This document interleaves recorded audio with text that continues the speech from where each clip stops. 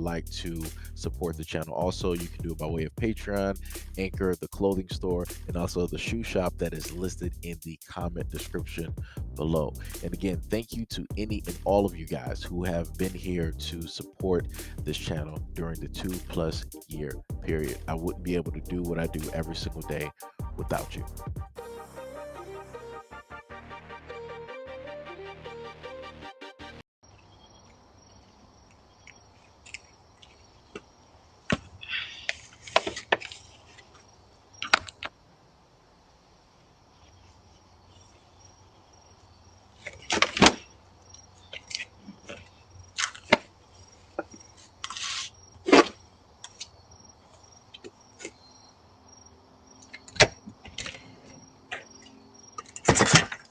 Hello. Ignore it. You keep that. Why? Because I didn't see a tip on the app and I put a little card in there. So please keep that. I'm sorry. No, I just had cash. Please take It's it. okay. It's okay because it's okay. Thank you. Have a good night.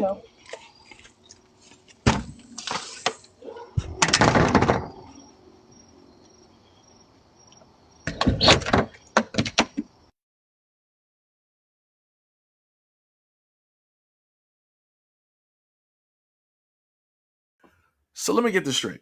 So the DoorDasher that we can see in front of us thought that it was a little bit odd that her phone was feeling a little bit light because, there just wasn't any tip, with the order.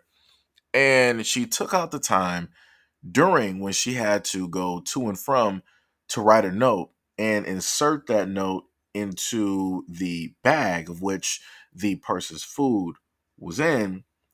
And it stated, I could have potentially bothered your food. Next time you should think about, giving a tip. And it's like, at that point in time, do you even eat the food now? Because I'm thinking no. I'm not really thinking anybody is going to directly eat the food of which was delivered because there's no reason to even eat it. You have a person that literally wrote a note and said, I could have. I'm going to look at that as a threat and think that you did. I'm just going to be honest. And then once she saw the money directly within the woman's hand, she got embarrassed and she didn't even know what to say. She realistically wanted to run directly off of that porch, directly to her car, but it wasn't going to happen like that. And she tried to make some type of excuse. She wanted to say what she did, but she didn't want to say because she was already embarrassed. And she would rather be half embarrassed versus full on 100% embarrassed. Again, I would just like to say I haven't used DoorDash in years. I think the last time I used anything close to DoorDash was back when they had Eat 23, and I think that was during the pandemic. I want to say 2021. Yeah, about 2021, 2022, somewhere in between that time frame. And yeah, once or twice they tend to mess up. It's like, yeah, that's it. Call it a wrap directly on that. Use something else. My friend said, if a asks me on a date and I just so happen to say yeah, because that's very rare, then you better have some roses waiting on me. In the car, walking to the door, past something. Because at that time, it's like, you want to go on a date with me, but you ain't bring me no roses. And if you ask me on a date and you call yourself wanting to talk to me, you got to know that you got to spend some money on me. Like, I don't know what went on in y'all heads to make y'all think that y'all don't got to take care of y'all or spend money and buy gifts for somebody that you like or that somebody that you want to be with or whoever she is. Because if you feel that way, then don't try to talk to me. Because I'm the type of person that you have to show me that you like me. You buying me gifts and buying me little stuff like that. I'm not saying it got to be expensive. Just look. Roses here and there, that shows that you care other than you just running your mouth. Because all y'all do nowadays is run your mouth. Ain't nobody got time for that. Go find you a that want the bare minimum. Because I feel like the roses is bare minimum. So I don't know. I don't know. I, as a guy, I'm just trying to figure out just by going through social media and the various podcasts and videos that women list. I'm trying to figure out what even is dating anymore. Number one, this woman is obviously young. She's like, hey, I know I'm in shape. I got this and that going on. So I expect the utmost from a guy, right? Because when she was talking, she had it close up to her face. And then when she wanted to state the whole reason for why it is that a guy needs to pay, she wanted to basically list like, this is what you're paying for, right?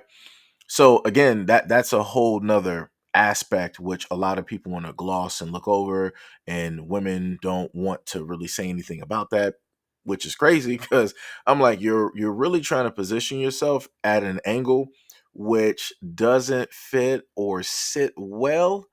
Because if a guy were to come out and basically say women are in a sense positioning themselves or propping themselves up as some type of object, right? They're trying to market themselves as if they can be bought and sold, because that's in a sense what she is giving off. That's what she is stating. That's what, I'm getting directly from the video. And then with the whole other narrative of that, oh, you need to, bring roses, bring a card, and do this and do that. When the funniest thing is, it wasn't that long ago where women were sitting up there saying that, oh, we don't accept roses, and we don't accept this. Well, you need to do bigger and better things. Roses and all that. That was cute. That was for teenagers, right? Magically, there were age limits on the things that normally guys would do when they would court a woman. And now you have a woman here that is stating that, oh, well, I need roses. I need this. I need that. And it's like, I. But when you look at the other side and you're like, okay, well, if the guy is doing the roses, opening the door, bringing a nice car and doing all these things, what in a sense in return is the guy getting? Some women would like to say, well, you're getting the woman, you're getting her attention. But I'm like, realistically, a lot of guys can just go out there and get a woman's attention just randomly doing something nice. So that's that's pretty much nothing at this moment in time, right? A guy is putting in all of this effort to, hopefully court this woman so that, something can maybe flourish, such as a relationship. But listening to her, it doesn't even seem like she's really even there, all there for a relationship. Again, for any guy who decides to specifically mess with her or other women of this aspect, good luck. It is on you. Economist consultants from the task force reported the total amount could be as much as 800 billion. 800 billion. That's 2.5 times the size of our entire state budget. To pay for that, you'd need a major tax hike, unlike anything this state has ever seen before. I recognize and acknowledge the painful part of our history. The pains of our past should not be paid by the people of today. The majority of our state is Latino and Asian, making up 55% of our population.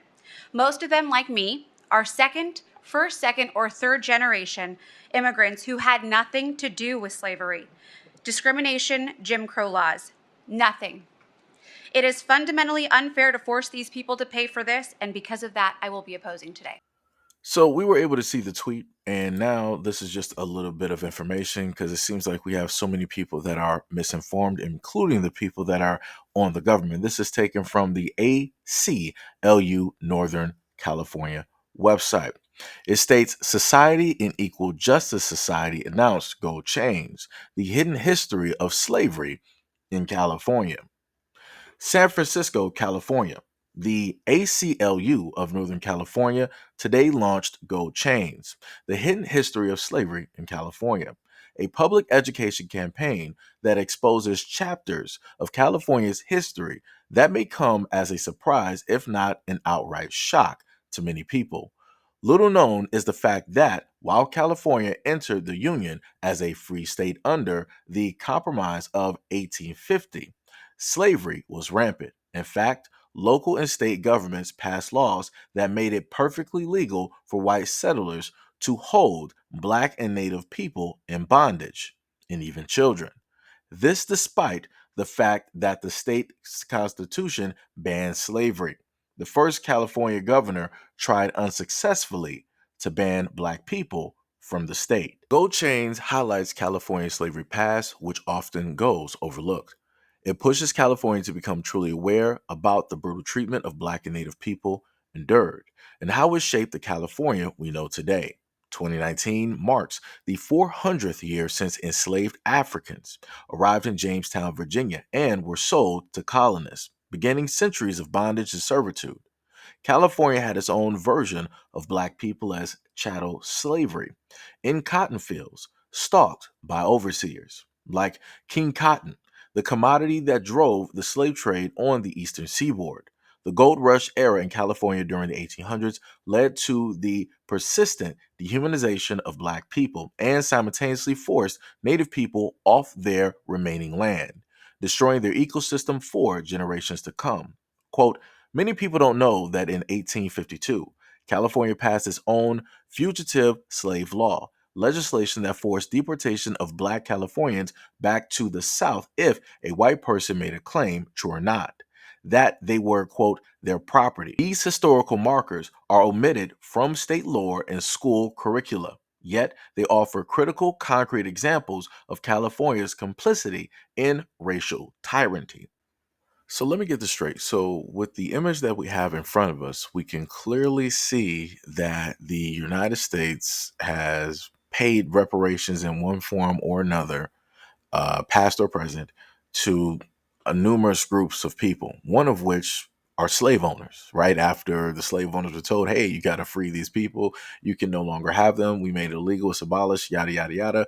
But in order for us to, in a sense, undo that wrong, which is taking away your property, taking away your livelihood, how it is that you're able to earn your money, we're going to compensate you by paying you for each one of the slaves that you own. No, they didn't want to give compensation to the slaves, right? Who didn't earn anything, who don't have anything. They were just freed, right? But they want to make sure to compensate. They want to make sure to let the slave owners know, hey, it is okay. This is just how we have to do things. It's business as usual in the United States. But yet again, you don't have any of these people stating that, hey, everybody back then did not actually, own slaves, and they weren't actually a part of this and a part of that. So, why were the Americans then forced to pay for something that they had nothing to do with, right? And they're trying to bring up that same argument now. But the main thing is, this is a part of history that has not been fixed. So the longer it takes for you to fix it, the more you're going to have to pay out. The best bet is to just get it all directly out of the way so that you can, in a sense, move on from it, so that you can start anew. But yet they are so reluctant to do so. But they would rather hold this off, but they want to continuously divvy out and give taxpayer money over to others in other countries who are going through whatever hardships or battles that they may be facing, that again has nothing to do with the United States. That has nothing to do with me. I have nothing to do with any type of civil wars, any type of occurrences, squabbles that anybody else is having in between themselves. But yet my tax dollars are going directly over there with everybody else's. And everybody's supposed to be fine with that. But yet you have black Americans here that simply want a type of, hey, this is our way of apologizing, and this is also our way of trying to right a few wrongs. Here, money for, land or whatever it is that you, decide that you want to do, right? This is us saying that we recognize how wrong we are and that we are Economist apologizing in at least one consultants form or from the another for what it is task that we've force done. It's the exact same reported thing they the did for the Native Americans, total correct? They got both amount land, could they got be as casinos, they got, much as reservations eight and so on and so on and so on. But, hundred I guess billion. people pick and Eight choose what it is that hundred they want to be billion. angry at. Our twins, twin dentists, and here's our story is very. We come from a family of healthcare providers. Our father is a physician, our mother is a nurse, our sister is a dental hygienist. One twin's husband is an orthodontist, and the other a doctor of physical therapy. We each have three beautiful children, ages 8, 7, 6, 5, 4, and 4. After finishing up our general practice and orthodontic residency programs, we moved back to our hometown of Charlotte, North Carolina, where we opened 3 dental and orthodontic practices called Dual Image Dentistry and Orthodontics. We're all about positive representation and love creating engaging and educational content that reflects this, all while being full-time practicing dentist and orthodontist. Now, the interesting thing is that on both sides, when it deals with the black community, you will have individuals there that will decide that they don't want to publicize a story with such positivity and with such a message, right? Even when it deals, let's say, to some of the conservative area, You won't see them publicize something like this because it does not match up with what it is that they want to specifically talk about and how it is that they want to tell a certain type of narrative. Why? Because this is all Black everything. This is a Black successful family, kids, Black husband and wife, Black loving household and family, right? You have others directly out there that may not want to try to prop up this story because it will show Black men in a positive light. It will show Black men being educated. It will show Black men being fathers. It will show young Black boys without the negative stereotype or imagery that we are oh so used to seeing that has been positioned in media to indoctrinate the world into believing that Black American boys and Black American men are only one type, and that is it. They can go no higher, they can go no lower. They are exactly what it is that we are telling you that they are, and that is a negative, right? So again, this breaks through a lot of ideologies. This breaks through a lot of mirrors. This breaks through a lot of windows. And again, a lot of people don't want to see things like this, and it's a terrible thing, knowing that to be the fact. So again, I'm proud of this family. I'm happy of, what it is that they are doing with their education, how it is that they are building, how it is that they are loving, how it is that they are providing, how it is that they are excelling. And not only are they doing it, but they're making sure that the next generation coming up is able to do the exact same things, if not more.